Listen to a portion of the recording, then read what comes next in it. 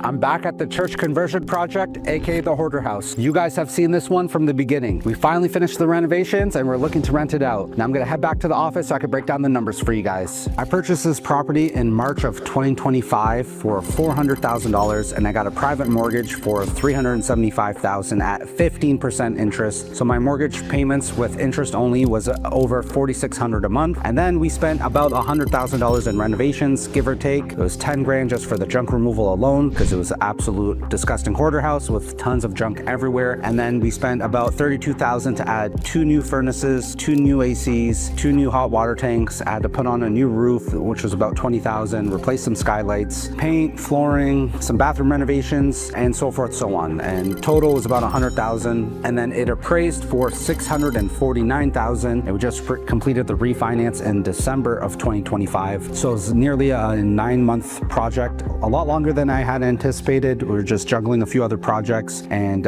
anytime you're picking up where someone left off, it makes things kind of difficult. It wasn't really a clean slate, so we had to work with what we had. So now that we refinanced at a $649,000 value, I got 75% loan to value through a credit union. So I got a new mortgage for $486,750. So I paid off the private that I owed the $375 on, and then the rest of the equity was returned to me in the form of the loan. And now my mortgage payments are just under $2,900. So that mortgage payment got cut in half. Basically, the front unit will cover most of that mortgage, and then the second unit will cover the full mortgage payment plus some of the other expenses such as property tax, insurance. So overall picture, bought it for $400, put $100 into it. I'm in it for $500 plus my closing costs. Let's say, I'm in it for $550 or so. It's worth $650. There's still equity there. Doesn't sound like the greatest deal, the greatest BRRRR, but keep in mind, this project still has room for more value add. These are just 2 units. I have a huge unfinished basement where I can add 2 more units potentially, or 7 bedrooms, 2 bathrooms, what have you. So we'll see what we end up doing with that. And it's still 2.5 lots. So I still plan on severing the lot on the east side of the property, and I'm going to try to develop it and put up a brand new build. Probably a single family home with 2 ADUs, whatever the city allows. We'll see what comes with that once we get there. The great thing is, using private money, I didn't have to put 20% down, only had to put 25,000 down, which allows me to buy more property. So all in all,